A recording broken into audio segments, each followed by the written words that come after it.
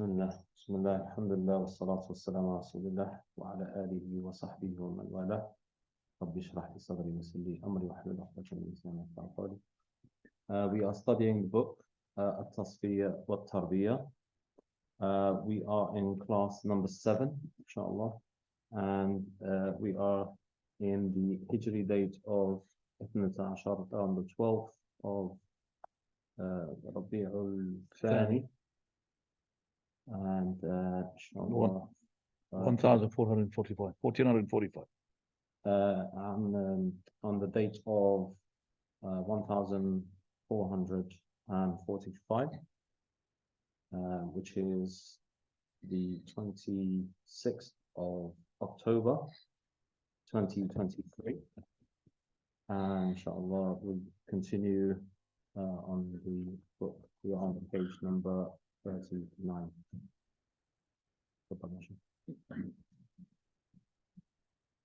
Could you just tell me, Ahmed, the internet is stable? Because just giving me a sign that it's not stable.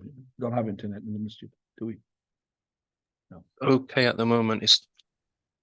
Yeah, I could see there's a sign that says telling me a message, unstable internet. Never mind. We'll just see. Okay. بسم الله الحمد لله والصلاة والسلام على رسول الله وعلى آله وصحبه ومن والاه وعلى من تبع هداه إلى يوم يلقاه. As we have said, tonight is another episode from the classes of Al-Tasfiyah Al-Tarbiyah, and we are on class number what? 7. Class number 7. And we are talking now about the second example the Sheikh is going to bring. The example where we find that the books, which are Islamic books, they still adapt such a thing, yet it is against the saying of the Prophet ﷺ. So basically the Shaykh is trying to say these books need to be filterized, and in order for us to go forward, these books which are championing verdicts in Islam that is going against Islam, and the foundation of them is not correct.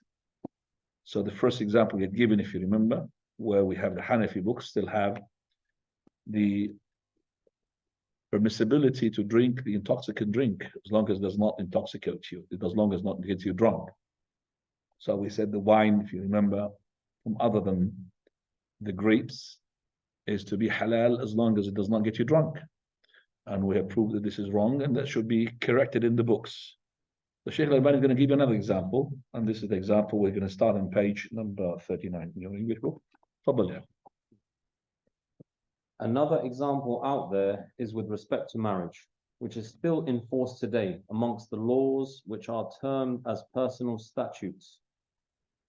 It is known today, unfortunately, that the laws have been imposed upon as an obligation to be followed, duty, and that they contain things which are unanimously held to be contrary to the Sharia. However, this ruling on marriage still remains to be held as a respectable Islamic position. It is still decreed in the Muslim lands that the Muslim girl of legal age can marry herself off without the permission of her guardian. And this is despite the announcement of the Messenger of Allah ﷺ with his statement, any woman who marries without the permission of her guardian, then her marriage is false. Then her marriage is false. Then her marriage is false. So this hadith is not applied, and that ruling is applied and is decreed according to. Maybe some of the people will say, has nobody understood the hadith except you? I say, indeed, this hadith was understood by the one who had the best understanding from amongst the Imams of the Arabic language and its stylistic particularities, and that is Imam al-Shafi'i, rahimahullah. So it is not the opinion of a man whose origin is known to be from Albania. Rather, this Albanian came across a hadith and came across an understanding of an imam whose ancestry goes back to the Quraysh and Abdul Muttalib. Why is it then this authentic opinion, which is linked to the authentic hadith, is left out in favor of an opinion of another imam from amongst the imams of the Muslims? Yes, Indeed, the ijtihad of the Imam is at the forefront with us. However, the ijtihad only has value when it does not conflict with the infallible text from the Quran and the Sunnah. All of us read in the books of usul, they're saying, when the narration is found, then the opinion is invalid. And when the river of Allah comes, then the river of Ma'qil stops. And there is no ijtihad in place of the text. All of these principles are known knowledge-wise. So why do we not give importance to the application of these principles practically and still persist in adhering to some of the subsidiary matters which differ from the Sunnah? No. Basically, the Sheikh brings an example which is unfortunately still implemented in some of the Muslim countries.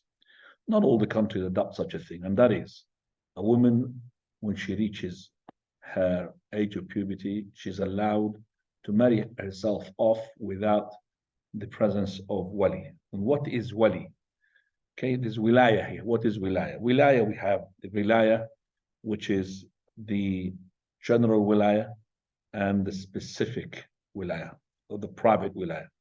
And this is a religious right that with the verdict will be basically implemented with the presence of his. So the wilaya is, like for example, if you have a child whom his wasi or wali, he cannot, if he's been left without a father, he cannot, if there was a wali or guardian on him, he cannot use his money without the approval of this wali.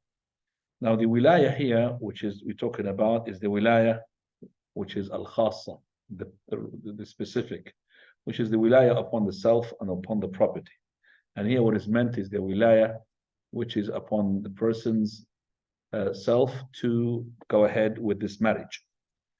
And the wali is which is the guardian, is called in English, is the closest person from the male to the woman, and he is the one who will be affected most if she's to marry somebody who is not fit.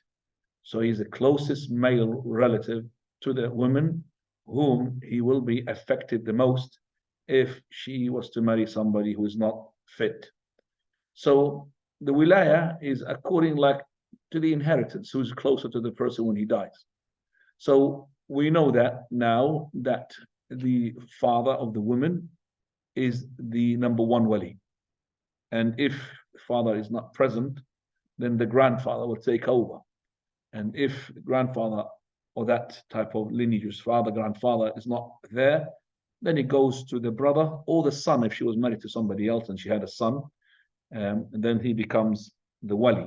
So the brother, the son comes before the brother, except in one case, that if the son didn't want his mother to marry because of jealousy, he doesn't like her to marry other than his father. So he doesn't want her to go to somebody else. So if he refused for no valid reasons, then the wilaya will be transferred to the brother.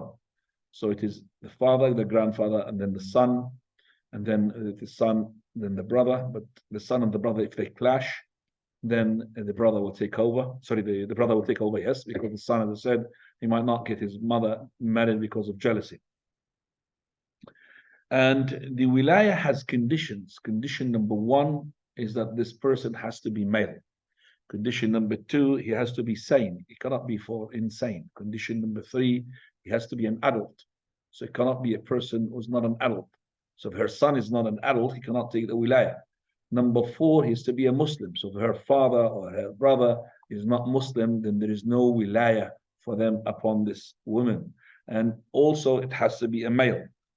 So those conditions that we have mentioned, and also on top of that, a condition which is now at the moment maybe it's irrelevant, and that is freedom. He cannot be a slave.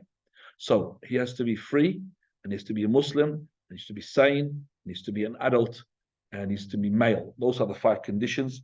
And there is no such thing that the wali has to be of good character. No, there's no condition like this.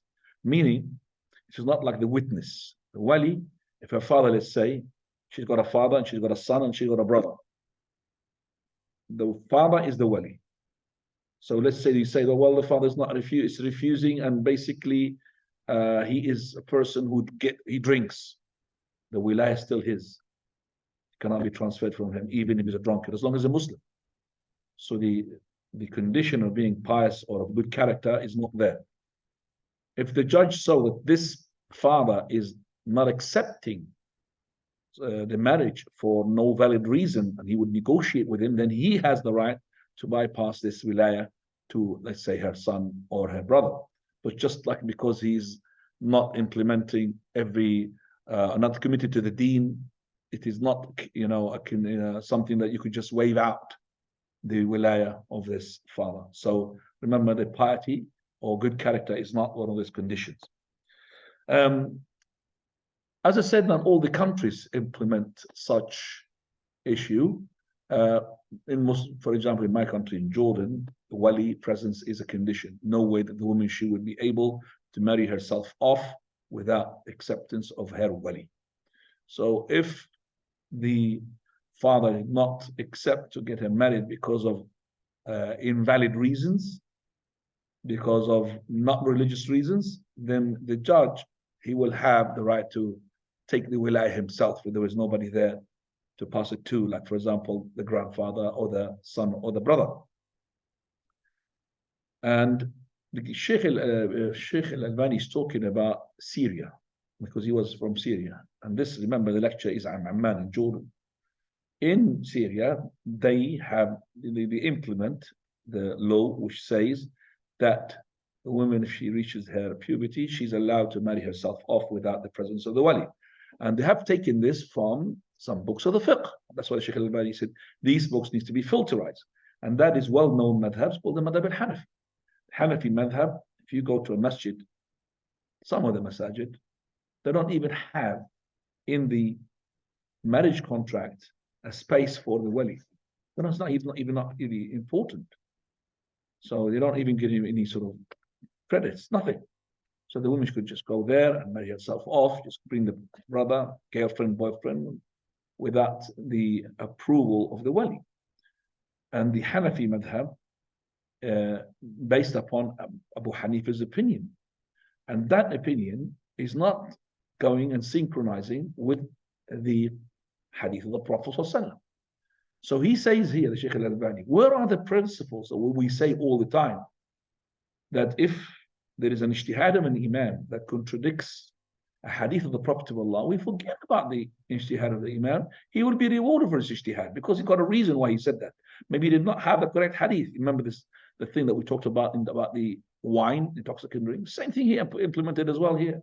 So maybe Abu Hanifa didn't know about this hadith where the Prophet of Allah said, any woman she married without her wali, then her marriage is void, void, void. He repeated that 3 times. Invalid, it's a null marriage, no marriage. It's fornication. It's not allowed to take place. So if Abu Hanifa had heard this hadith, would rule to say that this is not correct.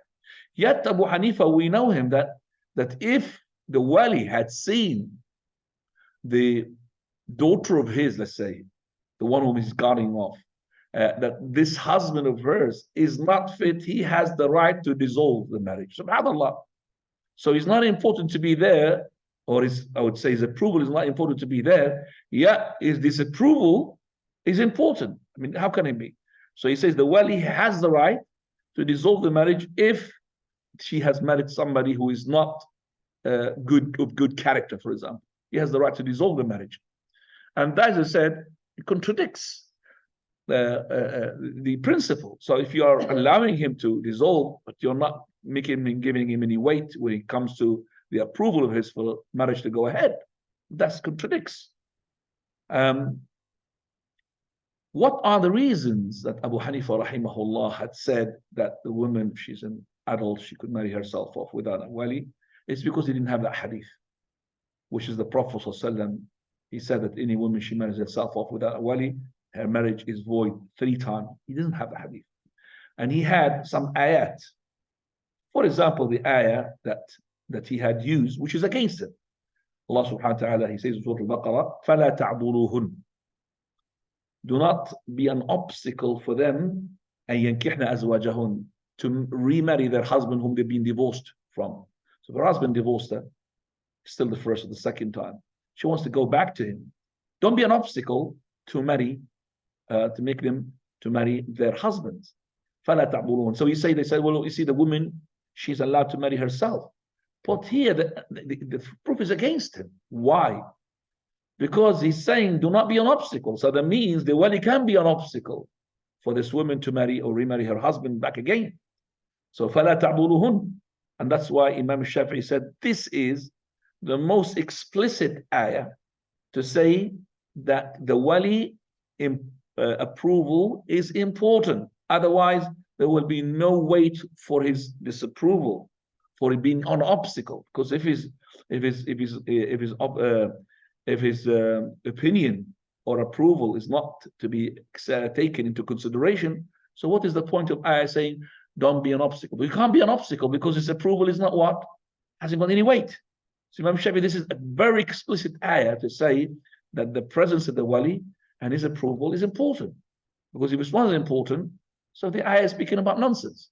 Because when it says, don't be an obstacle, how can he be an obstacle when his approval is not to be given any credit or importance in the Sharia? Do you understand me? It has to be that his opinion is very important. That's why he's an obstacle. Also, this ayah has a reason behind why it was revealed, and that is Sahih al-Bukhari from Ma'qil ibn Yasar radiallahu anhu. He said that this ayah, this was reason because of basically that the woman she was at the time of the Prophet of Allah, she was divorced and she wanted to go back to her husband, and her wali didn't accept her because they wanted to punish that husband. Why did you divorce our daughter? So they didn't accept for her to go back, and she wanted to go back. So Allah sent this ayah. Don't stop them. Don't be an obstacle. So if their approval was not important, then she could just marry herself off to that man, to her husband back again. And also, we have another proof where Allah subhanahu wa ta'ala says, وَلَا تُنْكِحُ الْمُشْرِكِينَ حَتَّى يُؤْمِنُوا. Do not let the daughters, or do not approve for the mushrikeen, the kuffar, to marry your daughters until they believe. So who's here Allah is addressing? Who's Allah addressing here? And do not let the mushrikeen to take your women, your daughters, until they believe. So this is addressing whom? Addressing the wali. It's not addressing the woman to go ahead and marry herself off. So do not let them to marry. And when it came to the believers not to marry the disbelievers, Allah said, وَلَا تَنْكِحُ الْمُشْرِكَاتِ حَتَّى يُؤْمِنُ. And do not marry the disbelievers, meaning the polytheists, until they believe. So he here addressing the womb, the husbands. When it came to the male, he said, do not marry those who are kuffar, meaning not the Christian, the Jews, but other than those. Do not marry them until they believe. When it came to the women, he said, do not marry them off.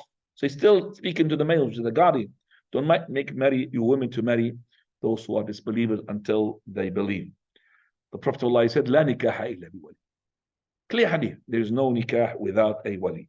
Any woman whom she had herself made a nikah to herself without the permission and the approval of a wali, then her nikah void, void, void 3 times. And she will have her dowry because of if she had intercourse with her. So if there had to be dispute, then the sultan or the wali, he's the one will be going to be taking the wilayah for those who has no wali. Ibn al-Mundhir, he had actually told us, Ibn al-Mundhir, he gives us the consensus of the scholars. He said, we don't know from the Sahaba any difference amongst them regarding the issue of that the wali approval is very important. So this is the wilayah, and it's being given to the guardians. And here he says, Shaykh al-Albani, when Nahrullah comes, Batula Nahru Ma'qil, when the river of Allah comes, then that little river that belongs to somebody is called Ma'qil, it will be gone. So if you have a little stream and you know gushing water coming, which is from Allah and His messengers, the deen, that little stream will be finished. So we have what he's saying here. This is a saying, basically a principle or a parable, you could say, that if the Sharia, Quran and Sunnah came, forget about what Abu Hanifa and Imam Shafi'i, Imam Malik said, because these are the ones who will never, and I mean Allah Azza wa Jalla and His Messenger, They are the one to set the Sharia. It's not Abu Hanifa or Imam Shafi. And I think I remember giving you an example of this man who asked Imam Shafi about something in the deen. He said, the Prophet of Allah said such and such. So he said to him, you Abu Muhammad, Muhammad, you Abu Idris, I want to know what is your opinion. So he said to him, did you see me coming out of a church? Did you see a belt in the middle of my waist, which is like a priest? I'm saying to you, a Prophet of Allah said, and he said to me, what is my opinion? How dare you? So this is the same thing. We say that to the ones who are implementing the law to adopt this opinion of Abu Hanifa is not correct, because it contradicts the Sharia, contradicts the saying of the Prophet sallallahu alaihi wasallam. Now we go into the following. After that, he says, Sheikh Al-Albani, so if we want to take the medicine and the remedy. Now, if we want to adopt the cure, which the Messenger sallallahu alaihi wasallam described as being, until you return to your religion. Remember the hadith that Allah will not lift the humiliation from you until you return back to your religion. Then, if you want to implement that remedy, after he described the disease, then is the return to the religion only with speech, or is it with belief and action? So it's not just the return. We will return to our religion just by mere words.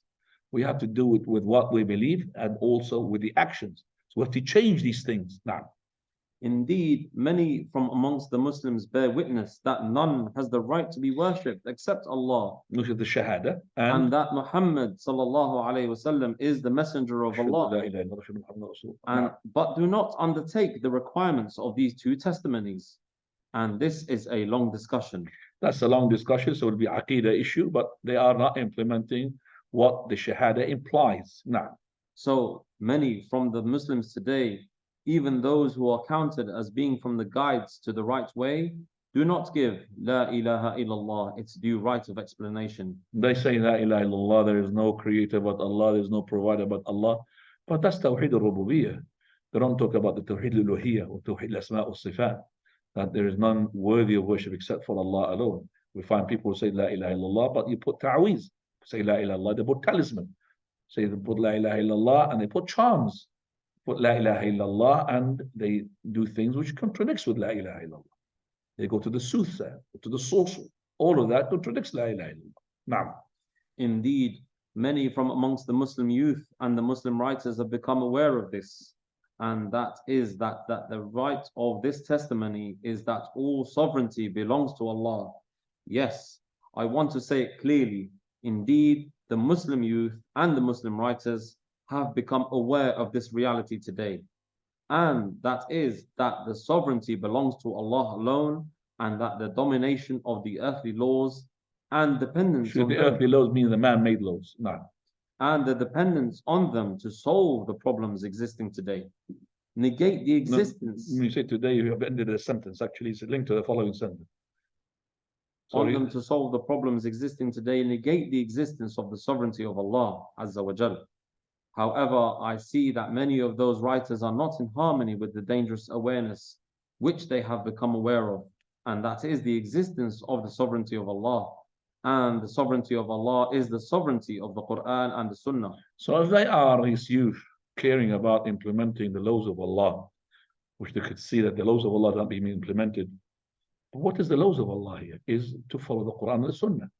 Just like you are seeing that, for example, the leaders, they're not implementing the laws of Allah.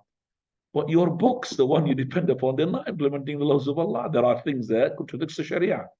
And you're not really willing to filterize it because of the sanctifying of your imams. You're making them like holy, making these imams to be holy, infallible. And that's what the mistake is. So basically, there is no difference between ruling by other than the laws of Allah and between a person who's making ijtihad, yet it will go against the laws of Allah. Same thing. So if you rule by other laws of Allah, or you arrive to ijtihad, which is contradicting the laws of Allah, it's the same thing. But maybe the other person who rules by the laws of Allah, maybe he's a kafir, disbeliever, and this person, he is mujtahid. But still, the outcome and the result, we should negate that. We should refuse that. Whether it comes from a Muslim who's making ijtihad, or from a non-Muslim who is contradicting the laws of Allah deliberately. See, please. I wonder, would a ruling coming from a certain disbeliever which conflicted with the Quran and the Sunnah be in conflict with the sovereignty of Allah? But if it came from the ijtihad of a mujtahid who made a mistake, then it would not conflict with the sovereignty of Allah. I believe that there is no difference, since it is obligatory upon the Muslim not to adopt any statement, whatever its source was, whilst in conflict with the Quran and the Sunnah. So, well, it's Quran and Sunnah, meaning we cannot take any verdict which contradicts the Quran and the Sunnah, regardless who is the person who had said it. Regardless who is the person who said it, whether it's a big sheikh, small sheikh, big scholar, small scholar, student knowledge. Once it contradicts the Sharia, we may not take it. Go ahead. However, there is a difference between the one who stated that disbelief and he is a disbeliever eternally in the fire, and the one who stated that mistake from the Muslims. And he is rewarded for his mistake, as the remark about it has proceeded in the authentic hadith. So the difference is not just it's only in the person himself, whether the one who is a kafir who said something against the Sharia, or the person who is a Muslim arrived to this conclusion by his ijtihad. Difference is only that person is a Muslim and is rewarded, and the other person is a kafir. But the outcome is the same. The result is the same. That means this is contradicting the Sharia. I will not accept it because it came from a mujtahid, sheikh or a doctor or a scholar. I will not accept it. Just the same thing I did not accept it from a disbeliever. Now, thus, the return to the religion is obligatory after endeavoring and traversing upon the path of the understanding of this religion, and that will be with the application of the fiqh, which is known as today as the comparative fiqh. Fiqh al-Muqaran or al-Muqarin, both is correct. It is obligatory that this fiqh be taught by those who duly qualified from those who hold Islamic certificates in fiqh and hadith. Meaning, this fiqh will bring the saying of the Imam and it will weigh it against the proof, if it's correct or not. So it's not because the Imam said it, it has to be correct. No, we'll weigh it against the proof. But now we come into the Islamic State, what the Islamic State should be now. So, when we call for the establishment of the Muslim state, then without doubt there has to be for this state a clear constitution and the clearest of law. But upon which madhab will this constitution be established? And upon which madhab will this constitution of law be explained? One of the Muslim writers out there today details some of the rulings upon which the law of the desired Muslim state has to be built upon. He's talking about Taqiyuddin al-Nabhani, the one who is Taqiyuddin al-Nabhani, who is the one that has with Tahrir leader, or the one who had outlined Tahrir as with Tahrir principles. Now, so we find that this law is not built upon learning upon the way which we have pointed out, and that it is the comparative fiqh, or with our terminology, learning in accordance with the Quran and the Sunnah. Indeed, the Muslim writer studied a madhab and then conveyed the opinion of this madhab in many of the subsidiary matters which he classified as laws. Then he placed this in the book on the basis that when the Islamic states will be established, and perhaps that will be soon. No, but I mean, we hope it's going to be soon, of course, to establish the Islamic State. That's what he's saying. Not perhaps. It means we hope. Asa is not perhaps, by the way. Bad translation. Go ahead. Then this will be its law. In reality, he has come with nothing new, just as the author of the treatise. That means he's the same like the others. Meaning, he brought now from the books, especially from the Hanafi books, lots of things which he had implemented it on the major issues and the subsidiaries issues as well. And from the Hanafi madhab, not based upon Quran and Sunnah.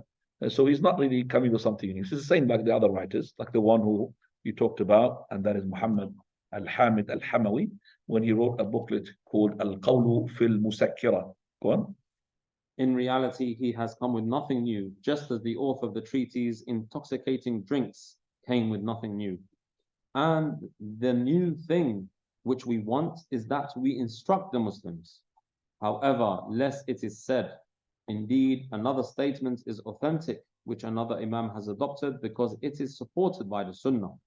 So, this which I am pointing out occurs in the subject of when a Muslim kills a non-Muslim citizen in an Islamic state, and then is killed because of him in retaliation. This is well known. But I don't want to make understand what you're saying here. So the Sheikh is saying that there's another madhab. So the other madhab is the correct one. Because why you adopted this madhab? The other madhab, which is the Imam had said it, and it was supported by the Sunnah. So that one is correct. So now he coming now to another issue, which is the issue of Muslim killing a non-Muslim in an Islamic state. So go ahead. This is well-known opinion in Islamic fiqh, which is that if a Muslim kills a non-Muslim, a dhimmi, then he will be killed as a consequence. Okay, go ahead. However, there is another opinion out there which confronts this, and it is its opposites, and it is that if the Muslim kills a non-Muslim, he will not be killed for that. No, when a Muslim kills a non-Muslim citizen, then he is not killed because of him, due to this, due to his because of the saying of the Prophet in Sahih Bukhari, a Muslim is not killed because of a non-Muslim. A Muslim is not to be killed. He's not killed. A Muslim is not to be killed as a consequence of what he had done when he killed a non-Muslim. So the Muslim, if he killed a non-Muslim in Islamic state, his penalty will be anything but death. Do you understand me? So if he killed a Muslim, he will be death. But if he killed a non-Muslim, he could be in prison for life sentence. He could be in prison for a shorter sentence because of the surrounding circumstances of the death, how he killed him. Maybe it's not really the first degree crime. So, but it will not be, regardless of what he had done, it will not be the death penalty. So the Prophet of Allah, he said, "La yuqtalu Muslimun bikafir." A Muslim should not be killed as a consequence for his killing to a disbeliever in a Muslim state. Any penalty, but not the death penalty. So why we say in the rules, they adopted the other madhab, which is not supported by a proof, and that is, he will be killed. The Muslim, if he kills a non-Muslim, he will be killed.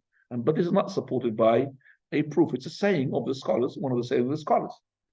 But he says, the Sheikh, what has made this learned scholar and modern day writer place in the Islamic state, in the Islamic system and the Islamic law, that the Muslim is killed because of a non-Muslim, in opposition to the hadith of the Prophet? The Sheikh not really saying, he's saying, what is the thing that made this scholar, respected scholar, this orator, this writer, to implement or place a system in Islam and a law in Islam that the Muslim will be killed if he kills a kafir, which is on the contrary of the hadith of the Prophet ﷺ. What is that reason? Why? So you're going to answer the reason now. He says, I believe that the reason is because he studied the fiqh which he was brought up on, and then he made it an obligation to follow.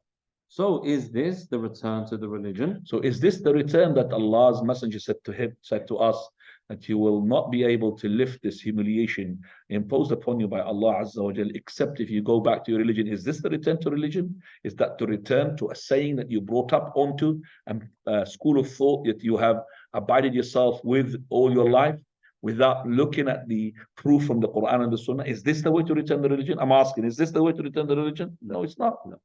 It's not the way to return to religion. If you want to return to the religion, you return to Qala Allah, Qala Rasul. Not to take the saying of Abu Hanifa, rahimahullah, and then to make it an opposite, an equal weight to the saying of the Prophet of Allah. No, the Prophet of Allah is there. And you could just say to me, well, are you more knowledgeable than Abu Hanifa? No, I'm not more than Abu Hanifa. But Abu Hanifa didn't know about the hadith. Abu Hanifa didn't know about the hadith. He did not see that hadith. And that is why he had not ruled with this. Otherwise, he would have just said, just like we say, rahimallahu Abu Hanifa.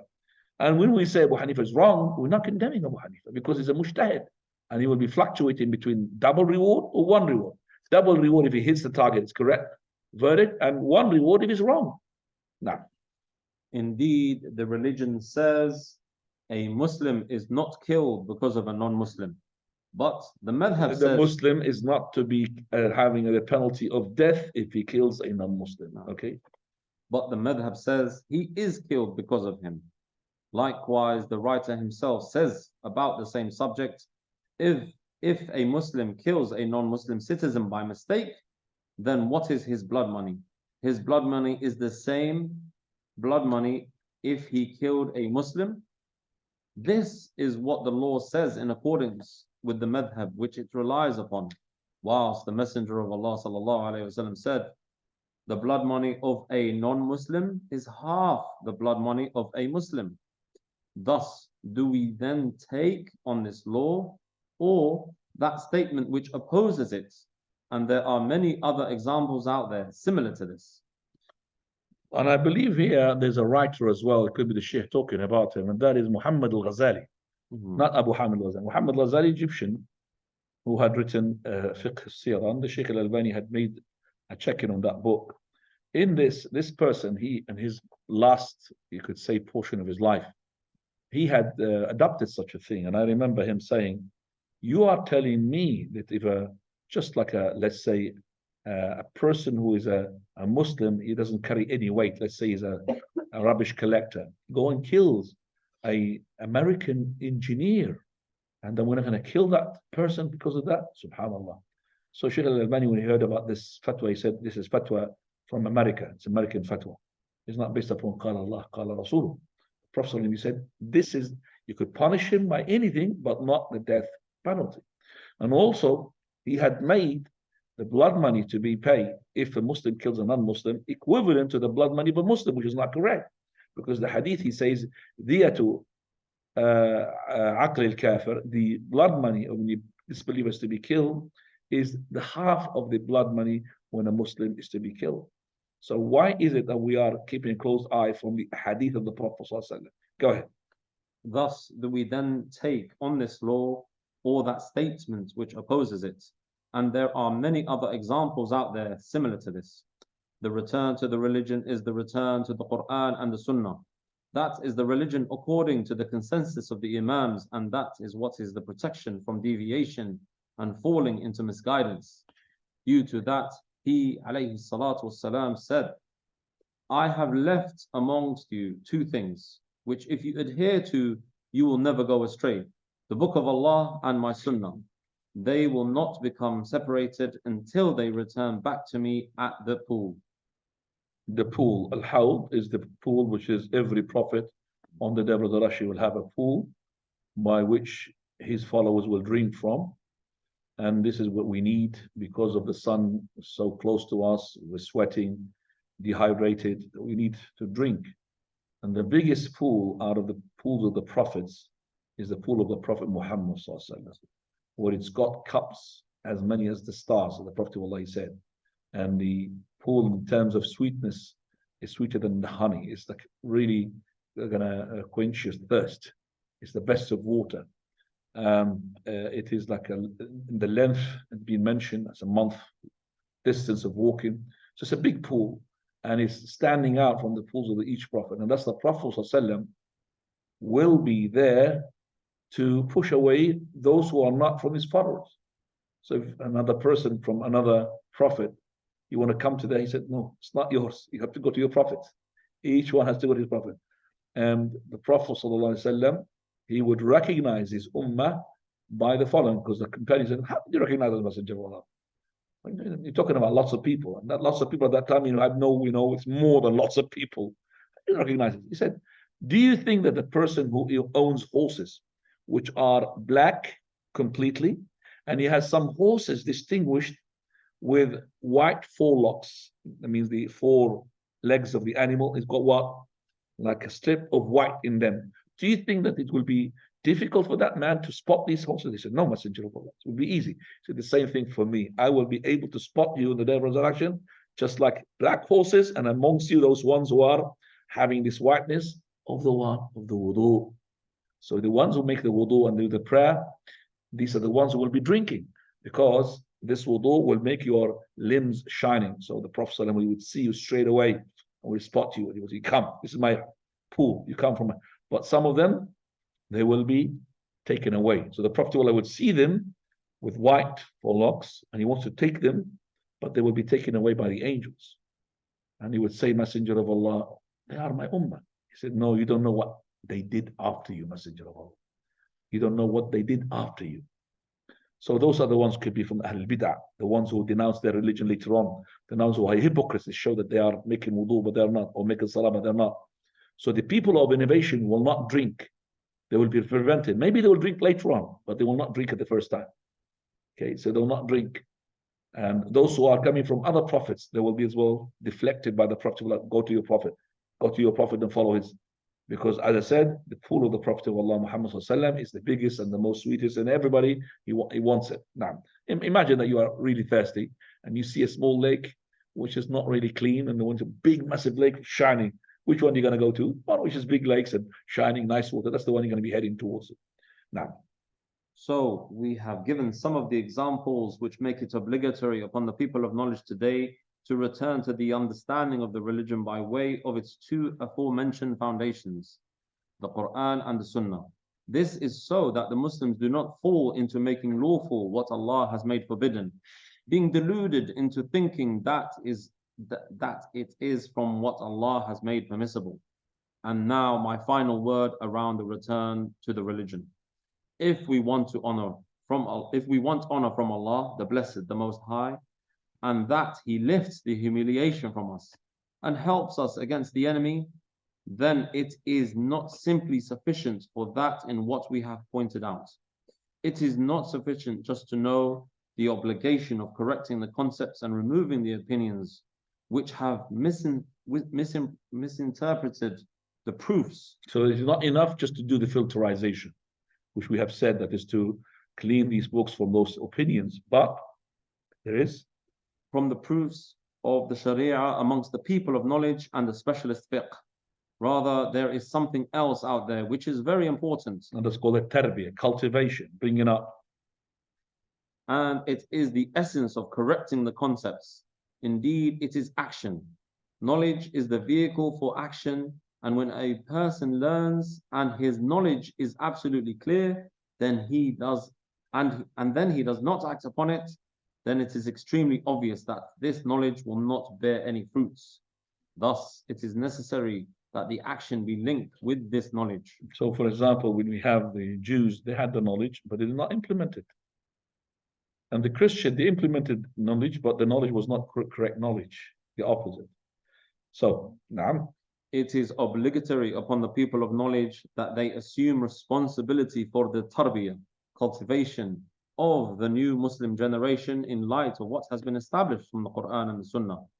It is not permissible for us to leave the people to that which they have inherited from concepts and mistakes, with some of these being definitely false according to the consensus of the Imams, like drinking the wine, and others being differed from having some validity by way of observation, ijtihad and opinion.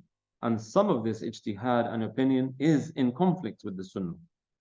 So, after the Tasfiyah, the purification of these matters and the clarification of what is obligatory to proceed and advance upon, it is necessary to cultivate the new generation upon this authentic knowledge. This is the Tarbiyah, which will produce for us the pure Islamic society and consequently establish for us an Islamic state. Without these two premises, the authentic knowledge and the correct Tarbiyah upon the authentic knowledge, it is impossible, in my belief, that the base of Islam or the rule of Islam or the Islamic state will be established. So we have to filterize and purify, and then we have to cultivate. And I remember I gave you the example of a village which they used to have the source of water not polluted, if you remember that. Yeah, and everybody was drinking, it was healthy, and nobody can dare to lay a finger upon them. The enemies are really watching out for these people. But suddenly, the people started to throw bad things into the river. Like, for example, dirty. They put their dirt into the river, so the river became polluted. So the river here is the Quran and the Sunnah. And the dirt here is the innovations, the changing of the laws, the adaptation of the Imam's sayings instead of the Prophet ﷺ sayings. So this is the dirt. They started throwing dirt into the water. People started drinking from that polluted water. They got weak. And when they got weak, they became vulnerable. And the enemy started now to what? Prepare to invade them. When they wanted to invade them now because they're weak, they started now making a consultation with each other. What should we do? Some of them, they said, we should import more weapons from outside in order to fight the enemies. Some of them, they said, no, we should change this this damn ruler that he's ruling us. He's really an idiot. He doesn't know how to rule. Let's kill him and bring a new ruler. Some of them, they said, no, we should really make chanting, thawra, thawra, freedom, freedom. Let's go. Some of them, and all the geezers, you could say, the ones who are knowledgeable, these are the ones who said, as long as your water is polluted, you will never win. You have to what? Purify that water. As long as that water source is polluted, you will never be able to defeat your enemies. We have to filterize it. After to purify this water, then we start bringing the new generation onto this clean water. And then we'll have strong manpower in order to defend this village and to defeat our enemies. That's the Tasfiyah and the Tarbiyah that the Sheikh is talking about. Further. So I will give an example of the necessity of this correct Tarbiyah. Amongst us in Sham, there is a Muslim group. And that's called Jama'at al-Ikhwan al-Muslimin that the Sheikh is talking about, which wants to act according to Islam, bring new life into it, and be cultivated with it, and cultivate the new generation upon it. However, we feel in entirety that many of those who guide others out there are in need of extensive learning about Islam themselves upon the sound and authentic methodology, which we have pointed out as has proceeded. We see many of these young Muslims, youth, calling one another to the gathering on Friday nights for its revival. I know that for a fact because I lived where they used to have this gathering on the night before the Jumu'ah. This calling for one another is for the obedience of Allah and for His worship. And this is something very beautiful. However, because they have not studied the Sunnah and they have not studied its fiqh, and they have not found a generation which cultivated them upon it since their tender age, then they are falling into what opposes the Sunnah. And we point out with his sallallahu alayhi wasallam statements, do not single out the night of Friday from the other nights for prayer, and do not single out the day of Friday from the other days for fasting. So why do we revive the night of Friday whilst the Messenger of Allah sallallahu alayhi wasallam prohibited us from that? The answer, because we have no knowledge. Okay, right. So because we have no knowledge, that's why we do it. Let me just shed light upon this Jama'ah. Jama'at al-Ikhwan al-Muslimin, the brotherhood. It's a Jama'ah which had evolved and was started because there was a separation in Egypt between the deen and the dawlah, the state. So the deen, the religion, was not part of the laws, which is in the Egyptian law at that time. And it was actually to fight the secularism. That was the reason for this standing or the initiation of this Jama'ah. The one who had initiated this Jama'ah is called Hassan al-Banna. Hassan al-Banna, he had made this Jama'ah to be founded on the year 1929. And that is, we're talking about Christian era, 1928, sorry. 1928, how many years ago? Huh? 19... Nearly about 95 years. Yeah, 95 years ago. Hassan al-Banna, he was born in the year 1906, and he died in he was killed 1949. From the men, which are the ones, you could say the admins or the ones who are the head of this Jama'ah, people like Al-Hasan al-Hudaybi. He was the Murshid, the Ikhwan, that means the one who was the leader in 1950. And that is after the assassination of Hassan al-Banna straight away. Also Sayyid Qutb, who was as well is being executed, and Umar al-Tilmisani, Mustafa Mashhur, Muhammad Mahmoud al-Sawaf, Mustafa al-Sibai, which is the Sheikh of Muhammad ibn Surur, and also from them al-Qaradawi and others. And from their thing that they adopted, التعاون فيما اتفقنا فيه وأن يعذر بعضنا البعض فيما اختلفنا فيه. And that is to cooperate with one another with whatever we have agreement, common ground, and when we have differing, then we will excuse one another. Now, this principle is not correct, and Sheikh Ibn Baz pointed out why it's not correct. Because if we have difference regarding the deen, we should first advise one another. It's not to keep each person on what he believes.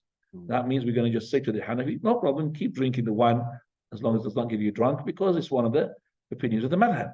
So we have to excuse them. No, we don't have to excuse them. We have to advise them this is wrong. So yes, after the advice and after we presented the proof and the other person presented his proof, and we did not bring any conclusion, then we could, excuse one another. Not just simply that you are adopting something that I don't really advise you, and I will just keep a closed eye, in just for the sake of you to come to the Jama'ah and join the Jama'ah and be one of the members. That's incorrect. So that's why we say that their madhab is actually kattil thumma thaqqa. That is, gather, and then start educating, which is wrong. Prophet did not say like this. Prophet did not gather when he started. He started giving the information, the education, and upon that education, the people gathered. Not together, just come together, and then he started educating. No, he started with education, say La ilaha illallah, and people started rotating around this saying of La ilaha illallah. So the principle is wrong. And also, we could call this Jama'ah, Ikhwan Muslimin, the mother of all deviant Jama'ah, except for the Tablighi Jama'ah. They're not from a branch from that. So all the Jama'ah at the moment, Takfiri, Hijrah, Qutbi, all of them branch out from Jama'ah al-Ikhwan al-Muslimin. They have no, basically, any focusing upon Tawheed. They don't teach the Tawheed. And they do not rotate with the fatwa. It's actually they rotate with the politics. And from there, for example, deviant adaptation, that for example, they fight the Salafis, they fight upon the Sunnah, and they adapt the anashid. It's always the latest anashid. It's always playing tennis, always hanging around the graves. They don't really point out the bid'ah. So all of that from the shortcomings of this Jama'ah. So this Jama'ah, yes, we don't really, I would say, deny that there was some, you could say, benefit that the Hassan al-Banna, he brought those people who are going to the cinema from the youth into the Islam. But what type of Islam he brought them? Hassan al-Banna, rahimahullah, he was a person who brought up on one of the sects of the tariqah of the Sufis, tariqah al-Tasfiyah. He was brought up on this tariqah. So what do you expect from a person like this? So he lacked the knowledge. And that's why I said to you that in my country, they used to designate the night before the Jumu'ah as a night for making ibadah. And I remember then they taking their recruits to the graveyard. One day was in the Salat al-Fajr, was leading. Suddenly I heard a big clamor coming behind me. And he was like, lots of people coming in, Fajr prayer. And then after the Fajr prayer is finished, I just want to talk to him. Where were you? He said, we were in the graveyard all night. What were you doing? Qiyam in the graveyard? What were you doing? He said, we've been asked, each person, to lay himself beside a grave in order to remove the fear from his heart. I said, subhanallah, is this a ibadah? So instead of, this is the night before the Jumu'ah, and we're not supposed to designate that night, according to the Prophet ﷺ, for a specific ibadah. We can't designate the day of Jumu'ah as well for a specific ibadah, like fasting. So we don't designate fasting for Jumu'ah, nor a prayer of the night before the day of Jumu'ah. So that's why I said, what happened is that they lack the knowledge. Jama'at al-Ikhwan al-Muslimin, as I said, they are not really keen to implement the Tawheed. Wallahu ta'ala a'lam. By this, we're going to stop, inshallah, because we've got only 7 minutes. How much left for the book? I think we're going to be finishing, isn't it? Yeah. Well, I think we'll be finished, inshallah. Bi-idhnillah. Next, huh? Yeah. We haven't got that much left. Less than 18 minutes. There's a glossary. Yeah. No, I haven't got much left. So inshallah, and there's only 3 pages left. That's it. That's 3 pages. 3 pages left. So we'll leave that inshallah next week, and we will as well do at the cream of the crop. So last class is going to be next week, okay, for this. Questions, inshallah, regarding what we have heard? Yes, the person who's shouting from there is 45. The prayer. Is ruling by other than Allah's law, is that kufr? Ruling by other than the laws of Allah, is that kufr? Okay, now in itself, we just say it is kufr, but the person who is doing that is a kafir. That's a different story. So when we, for example, say that instead of the amputation of the thief, we are prisoning him, that is not the laws of Allah. So if you use that rule, that's in itself is kufr. But is the person who done it is a kafir? That's totally different story, as I said. Because the person could do it, is doing it because he's being forced. He's doing it because he's being misinformed that this is the right opinion, or misinterpretation. It could be khata. So we cannot just say any person who rules by the other laws of Allah is to be a kafir. That's why Allah Azza wa Jal, He had mentioned this, وَمَنْ لَمْ يَحْكُمْ بما أنزل الله فأولئك هم الفاسقون كافرون الظالمون. He mentioned 3 ayats, and all of them that says they are wrongdoers. Also, they are rebellious. And the third one, they are disbelievers. So why are we taking the disbelievers? One of the rebellious. Why are we taking the... Okay. And this ayat was revealed, by the way, for the Banu Israel. For Banu Israel, it was revealed. So there is, by the way, Ikhwani, ruling by the laws of Allah, even the Aqidah in itself is important. So if somebody in his heart believes that Allah's laws are not good, and the laws of man-made law is good, he doesn't have to rule by the laws of Allah. He's a kafir. If he believes that the man-made law is equal to the laws of Allah, or God forbid he thinks better than the laws of Allah, he's a kafir. No doubt about that. Okay. Even he doesn't have to, rule by the laws of Allah. Just simply his aqidah like that is a kafir. But if a person, as I said, did a wrong interpretation, or is a person who is khaif, he's fearing, he's doing this because, the dunya, he's fasiq, but he's not a kafir. He believes Allah's laws is better. No doubt, but he doesn't implement them. It's not because he doesn't think, if he thinks that they're not fit for this time, he's a kafir. He believes it's not fit for the kafir. But because of he's scared on the chair, they're going to remove the chair and no longer going to be a king. He will be a floor sweeper after that. Okay? He is a fasiq. He's a zalim. So that's why we say to the ones who are mutahammisun, got these emotions. They write, this leader is such and such kafir. This leader, they haven't left any leader on the face of the earth from the Muslim leaders, except that they have deemed them to what? To be a disbeliever. Any person who does like this, right on his back, he will never be successful. لن يفلح أبدا. He'll never be successful. This is the Khawarij idea. So it's not just simply because such and such leader had ruled by the laws of Allah, you just take him outside the fold of Islam. La Allah. It's not correct. Now,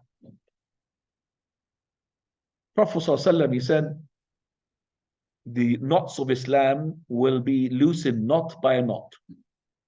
Okay, knot by knot. The first knot will be loosened is to rule by other than laws of Allah. The first knot. And the last one is the salah. So, do you understand me? So the first one. So that means still the other knots of Islam is there. So simply because he did not rule by the laws of Allah is a kafir, it's not correct. So this is not still the knots. There's another knot, another knot. So the ruling by other than the laws of Allah is exactly like fornicating. It's like drinking wine. It's all of it major sins. But it's not shirk akbar, ikhwani. It's not major shirk. It's not like throwing the Quran in the bin or the dustbin. It is not. Okay? We have to ask this person, why did you do this? Now, so if a person said alcohol is halal and he knows it's haram and he doesn't drink alcohol, kafir or Muslim?